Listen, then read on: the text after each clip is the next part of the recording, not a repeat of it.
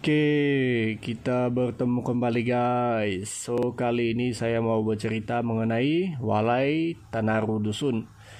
Rumah panjang kaum dusun di Kampung Noudu, Tambunan, 1924. Rumah panjang dalam bahasa dusun dipanggil dengan dua istilah, yaitu Walai Tanaru dan binatang. Istilah Walai Tanaru bermaksud rumah, walai dan tanaru panjang. Sementara istilah binatang pula merujuk kepada sesuatu yang panjang. Maka istilah ini juga dipakai untuk merujuk kepada rumah panjang. Di dalam budaya agrikultur dusun, istilah batas sawah padi yang memisahkan bokok petak sawah padi juga disebut binatang, karena ia memanjang seperti rumah panjang. Ada juga kaum dusun yang menggunakan istilah walai tagayo, rumah besar. Hidup secara komunal merupakan salah satu mekanisme bangsa-bangsa Dayak yang terbesar yang tersebar di serata Borneo untuk mempertahankan diri dari serangan musuh. Dengan hidup secara komunal dalam jumlah besar, mereka memiliki peluang yang lebih besar untuk mempertahankan puak mereka, berbanding dengan hidup secara individual atau satu unit keluarga secara terpisah. Sama seperti juga kaum dusun di Sabah, sebahagian daripada mereka juga hidup secara komunal pada zaman dahulu kala. Antara yang mengamalkan budaya rumah panjang adalah kaum dusun di Tambunan.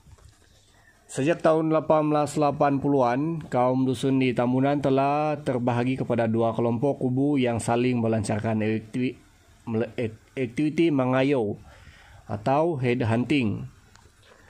Salah satu daripada kubu tersebut terdiri daripada Alliance Sunsuron, yang terdiri dari kampung seperti Sunsuron, Noudu, Karanaan, Tinompok, Tombou, Botung, dan beberapa kampung lain.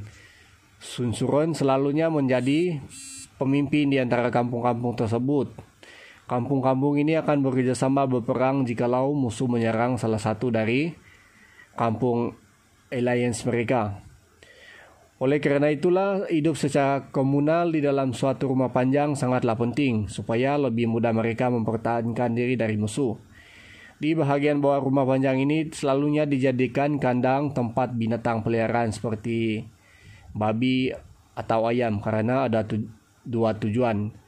Pertama, lebih mudah memperhatikan binatang ternak mereka dari dicuri. Kedua, untuk menutup bahagian bawah kolong rumah panjang supaya tidak dijadikan tempat musuh menyerang.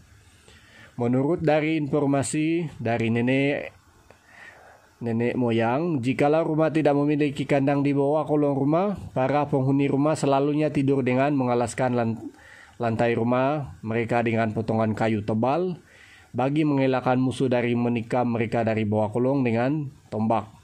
Kemudian mereka meletakkan tinggolig di tempat penjuru kampung, dibacakan rinait.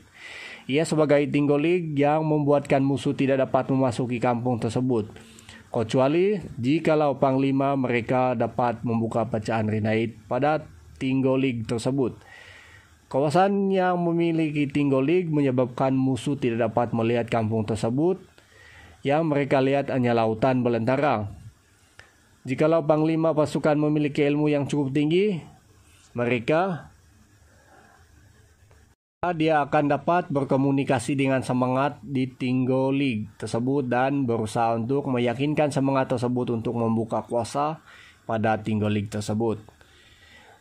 Demikianlah cerita pendek ini. Sekian dan terima kasih.